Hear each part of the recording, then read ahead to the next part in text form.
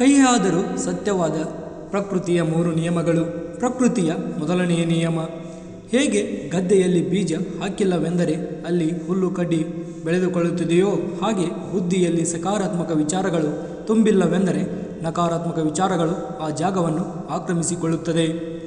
ಪ್ರಕೃತಿಯ 2ನೇ ನಿಯಮ, ಯಾರ ಬಳಿ ಏನಿರುತ್ತಿದೆಯೋ ಅದನ್ನೇ ಇತರರಿಗೆ ನೀಡುತ್ತಾರೆ.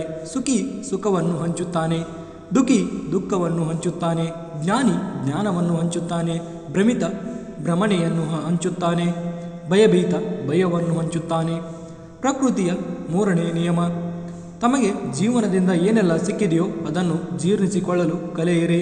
ಏಕೆಂದರೆ ಭೋಜನ ಜೀರ್ಣವಾಗದೇ ಇದ್ದರೆ ರೋಗ ಹೆಚ್ಚುತ್ತದೆ, ಪ್ರಶಂಸೆ ಜೀರ್ಣವಾಗದಿದ್ದರೆ ಅಹಂಕಾರ ಹೆಚ್ಚುತ್ತದೆ, ನಿಂದನೆ ಜೀರ್ಣವಾಗದಿದ್ದರೆ ಶತ್ರುತ್ವ ಹೆಚ್ಚುತ್ತದೆ, ದುಃಖ ಜೀರ್ಣವಾಗದಿದ್ದರೆ ನಿರಾಸೆ ಹೆಚ್ಚುತ್ತದೆ.